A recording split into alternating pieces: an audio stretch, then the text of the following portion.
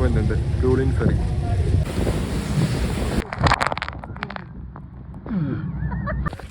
നമ്മളിവിടെ വന്നു കഴിഞ്ഞപ്പോൾ ഇവിടെ ഈ ഐലൻഡ് കറക്കി കാണിക്കാന്ന് പറഞ്ഞ് നമ്മുടെ ഈ വണ്ടിയുടെ ആള് നമ്മളെ സമീപിച്ചു.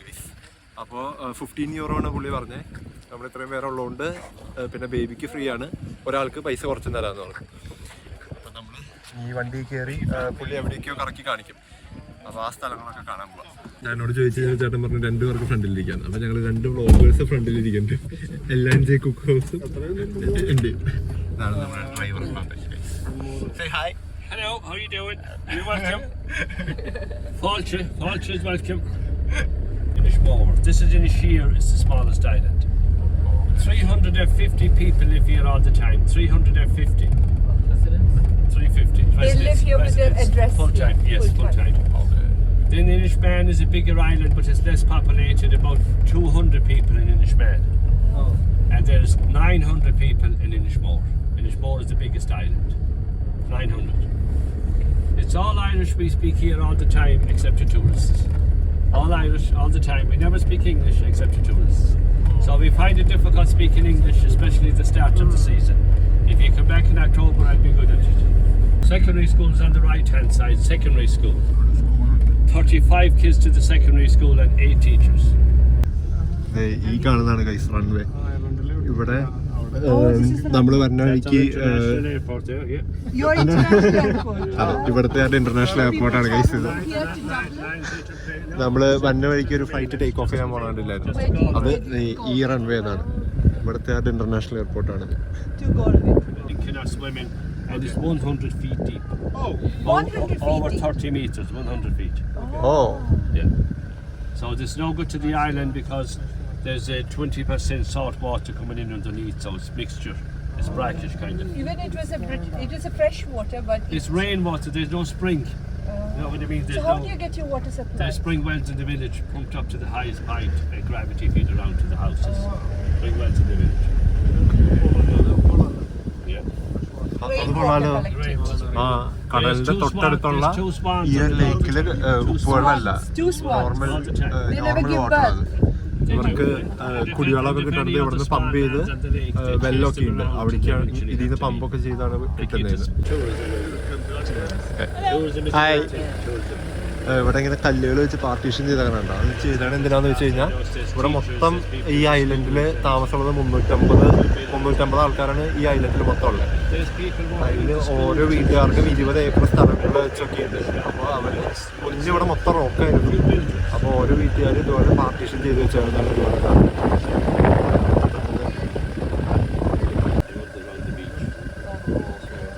ഇത് പൊട്ടറ്റോസ് ആണ്, പൊട്ടറ്റോ കൃഷിയാണ് ഇവിടെ നടന്നുകൊണ്ടിരിക്കുന്നത്. ഇങ്ങനെ കുറേ സ്ഥലം ഇങ്ങനെ വെറുതെ കിടക്കുന്നുണ്ട്. അതായത് ഇങ്ങനെ പാർട്ടീഷൻ ചെയ്ത് കല്ലുകൾ വെച്ച്, കല്ല് അത്യാവശ്യം ഷാർപ്പാണ്, ചുമ്മാ കരിക്കല്ലുകൾ ഇങ്ങനെ ഇറക്കി വെച്ചാണെന്നാണ്.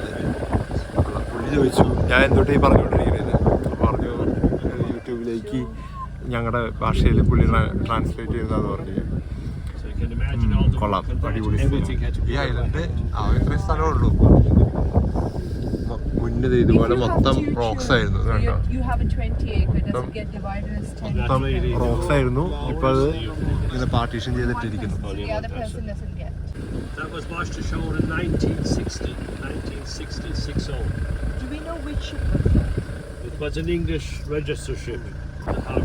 ആ കിടക്കുന്ന ഷിപ്പ് 1960 ഇതുപോലെ സെയിൽ ചെയ്ത് പോയതായിരുന്നു.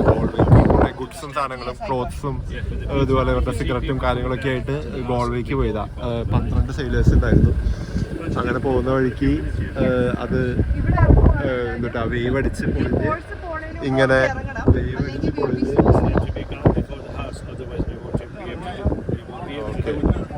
ഓക്കെ ആ വേവ്സ് അടിച്ച് ഇങ്ങനെ പൊളിഞ്ഞതാണത്.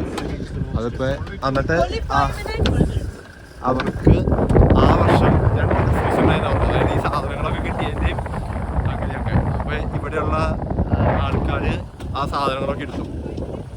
അതിപ്പോ ഈ കടലിൽ നിന്ന് ഇങ്ങനെ കയറി അവിടെ കിടക്കാണ്. കണ്ടോ, തുരുമ്പ് പിടിച്ച് ഫുൾ ഷിപ്പുണ്ട്, പക്ഷെ ഒടിഞ്ഞ് ഇങ്ങനെ കിടക്കുന്നു. ആ ചേട്ടൻ പറഞ്ഞു ഇവിടെ 5 മിനിറ്റ് ഇവിടെ ഇറങ്ങിക്കോ, അവിടെ ഒരു കുതിരവണ്ടി കിടക്കുന്നുണ്ടായിരുന്നു. അപ്പോൾ അതിൽ വന്ന ആൾക്കാർ തിരിച്ചു പോകണമെങ്കിൽ വേണ്ടി നമുക്ക് പോകണം, അല്ലെങ്കിൽ വണ്ടി പോകാൻ വീതി ഉണ്ടാവില്ലല്ലോ. അതുകൊണ്ട് അവർ വണ്ടിക്ക് വേണ്ടി തിരിച്ചു തരാൻ പറഞ്ഞു. മുന്നേ ഐലൻഡ് മൊത്തം ഇതുപോലെയായിരുന്നു, പാറയായിരുന്നു. ഈ ഇതുപോലെയുള്ള പാറകൾ അടുക്കി അടുക്കിയാണ് ഇത് അവരിതുപോലെ കയറ്റി വെച്ചവിടെ. അതിലുപോലെ ചെറുതായിട്ട് ഇങ്ങനെ പണിത് വെച്ചുകൊണ്ട് ഈ ഇങ്ങനെ കിടന്ന പാറകളായിരുന്നു. ഷിപ്പ് വേവിലിടിച്ചല്ല തകർന്ന്, ഇതുപോലെ കല്ലുകളായിരുന്നല്ലോ മൊത്തം വേദി കണ്ടു. അതുപോലെ ഏതോ ഒരു കല്ലുമേക്ക് ഇടിച്ച് തകർന്നിട്ടാണ് ഇങ്ങോട്ട് വന്ന് നശിച്ചേക്കും. ഈ കുതിരക്കാര് വന്നയ്ക്ക് മുന്നാണ് നമ്മളോട് തിരിച്ചെല്ലാം പറഞ്ഞത്. കുതിരക്കാര് തിരിച്ചു വന്നു. നല്ല കാറ്റ്, അതുകൊണ്ട് പറയുന്നത് കേൾക്കുമെന്ന് അറിയില്ല. കുതിരക്കാര് വന്ന് അതിന് മുന്നേ നമ്മൾ വണ്ടി കയറി നമ്മൾ തിരിച്ചു പോകണം. ഇല്ലെങ്കിൽ കാരണം ഒരു വണ്ടി പോകാനുള്ള സൈഡേ ഉള്ളൂല്ലോ, വേറെ വണ്ടി വന്നു കഴിഞ്ഞാൽ ഇതിൻ്റെ പതുക്കെ പിന്നാലെ പോകണമല്ലോ. അതുകൊണ്ടാണ് പുള്ളി പെട്ടെന്ന് പോകണമെന്ന് പറഞ്ഞത്. പണ്ട് ഇത്രയും വീതിയ വഴിക്കുള്ളൂ, ഇനി നേരെ വണ്ടിയില്ല.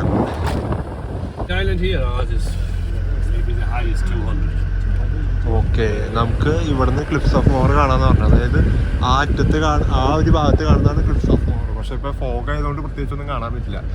അതുപോലെ ക്ലിഫ്സ് ഓഫ് മോർ 700 ഫീറ്റ് ഹൈറ്റിലുള്ള ഒരു ക്ലിഫാണ്. ഇത് ഏകദേശം ഈ ഒരു ഐലൻഡ് വരുന്നത് 200 ഫീറ്റ് ഒക്കെ ഉള്ളൂ. അപ്പോൾ അത്രയും ഹൈറ്റ് ഡിഫറൻസ് ഉണ്ട് ക്ലിഫ്സ് ഓഫ് മോറും നമ്മളുമായിട്ട്. നമ്മൾ പോകാനിരുന്നിരുന്നത് അങ്ങോട്ടേക്കുള്ള ഫെറിയാണ്. പക്ഷേ നിർഭാഗ്യം വെച്ചാൽ നമുക്ക് പോകാൻ സാധിച്ചില്ല. Sometimes the sea comes all the way up here in the winter time and knocks the walls along by the shore here in a stone. There could be 3 foot of stone here when we're driving after the stone. ചില സമയത്ത് കടലിൽ കയറി വന്നിട്ട് ഇങ്ങോട്ടേക്കൊക്കെ വെള്ളം വരുമെന്ന്. അപ്പോൾ കല്ലുകളൊക്കെ റോഡിലേക്കൊക്കെ മറിഞ്ഞ് വീഴുമെന്നാണ് പുള്ളി പറഞ്ഞത്. അപ്പോൾ അത്രയും ഹൈറ്റിൽ വെള്ളമൊക്കെ അവിടെ നിന്ന് പൊന്തു. ഇപ്പോൾ നന്നായിട്ട് ഇറങ്ങി കിടക്കാണ്. 1972 ഇവിടെ ആദ്യമായിട്ട് കറണ്ട് വന്നത്. അതുവരെയുള്ളവർ ഇവിടെ മറ്റേ വിളക്കും കാര്യങ്ങളൊക്കെ ഉപയോഗിച്ചാണ് ജീവിച്ചിരുന്നത്. അപ്പോൾ അത്രയും വൈകിയാണ് ഇവിടെ കറണ്ടൊക്കെ വന്നത്. സെക്കൻഡറി സ്കൂൾ മാത്രമേ ഇവിടെ ഉള്ളൂ, കോളേജോ കാര്യങ്ങളൊന്നും ഇവിടെ ഇല്ല. കഴിഞ്ഞ് പഠിക്കണമെന്നുണ്ടെങ്കിൽ അവിടെ എന്താ ഗോൾവയോ അങ്ങനെ വല്ലയിടത്തൊക്കെ വന്ന് പഠിക്കണം. നമ്മൾ അടുത്ത സ്ഥലത്ത് ഇറങ്ങി. ഇവിടെ ഒരു ചർച്ച് ഉണ്ട്, അതായത് 10th സെഞ്ച്വറിയിലുള്ള ഒരു ചർച്ചാണ്. ഇവിടെ 5 മിനിറ്റ് നമുക്ക് തന്നിട്ടുള്ളൂ. ആ ചർച്ച് കണ്ടു കഴിഞ്ഞാൽ ഒരു കുഴിയിൽ പണിത പോലെ നിങ്ങൾക്ക് തോന്നും എന്നാണ് പുള്ളി പറഞ്ഞത്. നമുക്ക് ചർച്ച് നോക്കി നോക്കാം. അതായത് ഇതിലെ പോയിട്ട് എവിടെ ചർച്ച് എവിടെ? ഓക്കെ, ഇതാണ് ആ ചർച്ച്. ഇതുണ്ടോ? പുള്ളി പറഞ്ഞത് എന്താണെന്ന് വെച്ച് കഴിഞ്ഞാൽ ഈ ചർച്ച് കണ്ടാൽ നിങ്ങൾക്ക് ഇതുപോലെ ഒരു കുഴിയിൽ പണിത പോലെ തോന്നുന്നു. അതായത് കണ്ടോ, ഒരു കുഴി തന്നെയാണ് ശരിക്കും. പക്ഷേ ഇത് ശരിക്കും കുഴിയിൽ പണിതല്ല. 10th സെഞ്ച്വറിയിൽ പണിത് കഴിഞ്ഞപ്പോൾ ഇത് ഇത്ര ഉണ്ടായിരുന്നുള്ളൂ. അതായത് ഗ്രൗണ്ട് ലെവലിൽ തന്നെ പണിത്. പക്ഷേ അതിന് ശേഷം ചുറ്റും മണ്ണ് പൊന്തി വന്നതാണ്. കണ്ടോ, അത്രയും ഹൈറ്റിൽ സാൻഡ് ഇങ്ങനെ പൊന്തി വന്നു. അതുകൊണ്ട് പള്ളി മാത്രം ഇങ്ങനെ കുഴിയിലിരിക്കണ പോലെ ചുറ്റുപാട് ഇങ്ങനെ പൊന്തിയിരിക്കുന്ന പോലെ തോന്നല്ല, അങ്ങനെയാണ്. പിന്നെ കോവിഡ് വന്ന സമയത്ത് ഇവിടെ കോവിഡ് വന്ന് ആരും മരിച്ചില്ല എന്നാണ് പുള്ളി പറഞ്ഞത്. അതായത് ആകെ 350 പേരെ ഇവിടെ ഉള്ളൂ. കോവിഡ് വന്നു ആൾക്കാർക്ക്, പക്ഷെ ആർക്കും ഒന്നും പറ്റിയൊന്നുമില്ല. ടൂറിസ്റ്റുകൾ അയർലൻഡിൽ ഉള്ള ടൂറിസ്റ്റുകൾക്ക് വേറെ ഇങ്ങോട്ടും പോകാൻ പറ്റിയില്ലല്ലോ. അപ്പം അവർ ആ സമയത്ത് ഇങ്ങോട്ടേക്കൊക്കെയാണ് വന്നേന്ന്. അതുകൊണ്ട് ആ സമയത്ത് ഇവിടെ നല്ല റഷായിരുന്നു എന്ന് അവർ പറഞ്ഞു. ഇവരെ ഐസൊലേറ്റ് ചെയ്യേണ്ട കാര്യമില്ലല്ലോ, കാരണം ആകെ 350 പേരേ ഉള്ളൂ. എല്ലാ ജൂലൈ 14th എല്ലാ വർഷവും ഇപ്പോഴും ഇതിൻ്റെ ഉള്ളിൽ കുർബാന നടക്കും, ഈ പള്ളിയുടെ ഉള്ളിൽ. ഇവിടെ ഒരു പോസ്റ്റ് ഓഫീസും ഒരു ചർച്ചും 3 പബ്ബും ഉണ്ട്. പബ്ബിന് പിന്നെ അയർലൻഡിൽ പഞ്ഞില്ലല്ലോ, അതുകൊണ്ട് പബ്ബൊക്കെ ഉണ്ട്. ഈ കാണുന്നത് കാസിൽ, ഇവിടുത്തെ കാസിൽ. ഈ ഐലൻഡിൽ ബാങ്കോ കാര്യങ്ങളോ ഒന്നുമില്ല. ഇവർക്ക് പൈസ വേണമെന്നുണ്ടെങ്കിൽ മാസത്തിലൊരു പ്രാവശ്യം അവർ മെയിൻലാൻഡിൽ പോകും. അതായത് അയർലൻഡിൽ വന്നിട്ട് പൈസ എടുത്ത് തിരിച്ചു വരും. ഇവർക്ക് പോകാനായിട്ട് ഇതുപോലെ നമ്മൾ വന്നുള്ള ഫെറിയും അതുപോലെ ഷിപ്പും ഉണ്ട്. ഫെറിയിലാണെന്നുണ്ടെങ്കിൽ പൈസ കുറവാണ്. ഷിപ്പ് 40 euro എങ്ങാണ്ടാണ് വരുന്നത് ഇവർക്ക്. അങ്ങനെയാണ് ഇവർ ഗുഡ്സ് ട്രാൻസ്പോർട്ട് ചെയ്യുന്നതും ഇവർ മെയിൻലാൻഡിലേക്ക് പോകുന്നതൊക്കെ. നല്ല അടിപൊളി ട്രിപ്പായിരുന്നു ഗൈസ്. ഇപ്പോൾ ഈ പുള്ളീനെ എടുത്തില്ല എന്നുണ്ടെങ്കിൽ നമ്മൾ ചുമ്മാ ഈ ബീച്ചിൽ പോയി തിരിച്ചു പോയാൽ. ഇവിടെ ഇതുപോലെ നമുക്ക് വേണമെങ്കിൽ കുതിരവണ്ടി കിട്ടും. അതുപോലെ അവിടെ ബൈക്ക് ഹയർ ചെയ്യാൻ പറ്റും. ഇപ്പോൾ എല്ലാവരും സൈക്കിൾ ഓട്ടണവരൊക്കെ ആണെന്നുണ്ടെങ്കിൽ സൈക്കിളൊക്കെ എടുത്ത് പോകാവുന്ന ദൂരമേ ഉള്ളൂ. ജസ്റ്റ് കുറച്ച് ദൂരം മാത്രമേ ഉള്ളൂ ഈ ഐലൻഡ്. ആകെ 350 പേരാണല്ലോ താമസിക്കുന്നുള്ളൂ. ഇവർക്ക് കമ്മ്യൂണിറ്റി, അതായത് നമ്മുടെ ഒരു കമ്മ്യൂണിറ്റിയിലുള്ളതിനേക്കാളും കൂടുതൽ ആൾക്കാരെ ഇവിടെ ഉള്ളൂ. അതുകൊണ്ട് ഇവർക്ക് എല്ലാവർക്കും പരസ്പരം ഇവരറിയാം. ഇവരെന്തുട്ടാ കഴിച്ച കാര്യങ്ങളെല്ലാം അറിയാമെന്നാണ് പുള്ളി പറഞ്ഞത്. കല്ലിലെന്തോ കുത്തി ഉണ്ടാക്കിയതാണ്. കണ്ട നമ്മൾ നിൽക്കുന്ന സമയത്ത് ഒരു ഫ്ലൈറ്റ് ലാൻഡ് ചെയ്യാൻ പറ്റും. മുറ്റത്തുനിന്ന് ഫ്ലൈറ്റ് ലാൻഡ് ചെയ്യാൻ പറ്റാ കാണാം. ഫ്ലൈറ്റ് ലാൻഡ് ചെയ്യാൻ പറ്റും. നമ്മൾ വരുന്ന സമയത്ത് വരണം ടേക്ക് ഓഫ് ചെയ്ത് പോകണം കേട്ടോ. ഈ കാറ്റിൻ്റെ കൂടെ കൊണ്ടുവന്ന് ലാൻഡ് ചെയ്യാനാണ് സംഭവിക്കണം. അപ്പോൾ അത് ചെറിയ ഫ്ലൈറ്റാണ്. അത് തന്നെ ചുമ്മാ ഇറങ്ങി വന്ന പോലെ ഉണ്ടല്ലോ ഫ്ലൈറ്റ്. അതുപോലെ വന്ന് ഇപ്പൊ 4:30 ആയി. 4:45 ഈ ഫെറി. ആൾക്കാരെല്ലാം ഫെറി കയറാൻ വേണ്ടി നിൽക്കണവരാ. ആ ഫെറി അടുപ്പിച്ച് നമ്മളതിലേക്ക് കയറണം. ഇതിലിപ്പോൾ ഈ ഫെറിയിൽ ഇങ്ങോട്ട് വന്നതിൽ കുറേ പേര് ഇവിടെ താമസിക്കാൻ ഇവിടെ സ്റ്റേ ചെയ്യും. ബാക്കി നമ്മളൊക്കെ തിരിച്ചു പോകും. നമുക്ക് ഫെറി കയറാൻ എന്തായാലും പോയി. നമ്മൾ വീണ്ടും ഫെറി കയറാണ് ഗൈസ്. ഇവിടെ ഇരുന്നല്ല നമുക്ക് ഇരിക്കാം. ഇതാണ് ഗൈസ്. നമുക്ക് മുകളിലിരിക്കാം. പക്ഷെ അവർ പറഞ്ഞത് റെക്കമെൻഡ് ചെയ്യുന്നത് താഴെ ഇരിക്കുന്നത് നല്ലതെന്നാണ് റെക്കമെൻഡ് ചെയ്തത്. ബിക്കോസ് വെതർ അത്ര നല്ലതല്ല. ഇങ്ങോട്ട് വന്നത് ആ ബാക്കിലെ സീറ്റുകളിൽ ഇരുന്നിട്ടാണ് ഇങ്ങോട്ട് വന്നത്. അപ്പോൾ വളരെ കുറച്ച് നനഞ്ഞുകൊണ്ട് തിരിച്ചു പോകുമ്പോൾ അധികം നനയേണ്ടെന്ന് വെച്ച് ഇങ്ങനെ റൂഫിൻ്റെ അടിയിൽ കയറിയിരുന്നു.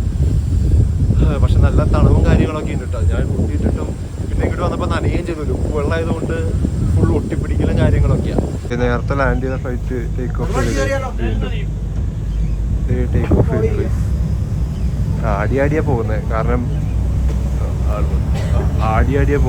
ഓൾറെഡി ഫ്ലൈറ്റ് ഇവിടെ നല്ല കാറ്റാണല്ലോ. അതുകൊണ്ട് ആ ഫ്ലൈറ്റ് പോകുന്നു.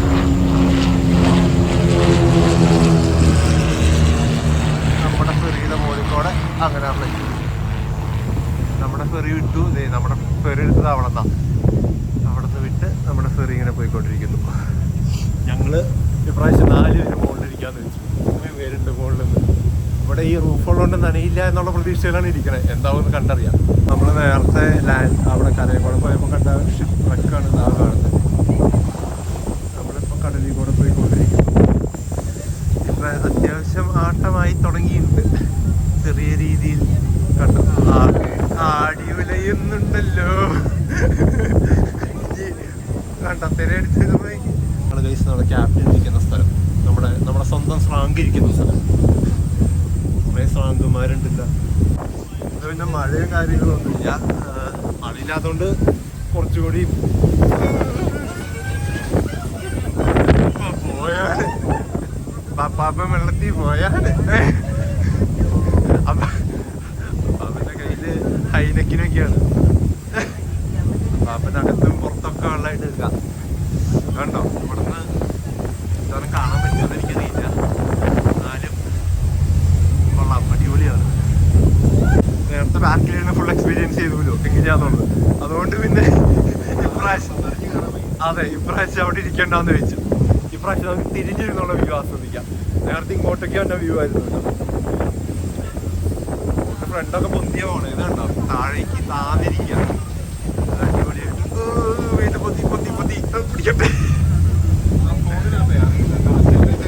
ഫോണില് അറിയില്ല. കണ്ടോ അപ്പൂപ്പൻ നനഞ്ഞു ഗൈസ്. അപ്പൂപ്പൻ നനഞ്ഞു. അത് പേടി കാണാതെ ഇങ്ങനെ ഇരിക്കണ്ടെന്നുണ്ടെങ്കിലും നല്ല പേടിയുണ്ട്. പേടിയില്ലേ? എനിക്ക് പേടിയാവുന്നില്ല. അപ്പറ്റും തിരിച്ചൊന്ന് ഗൈസ്. ഈശ്വര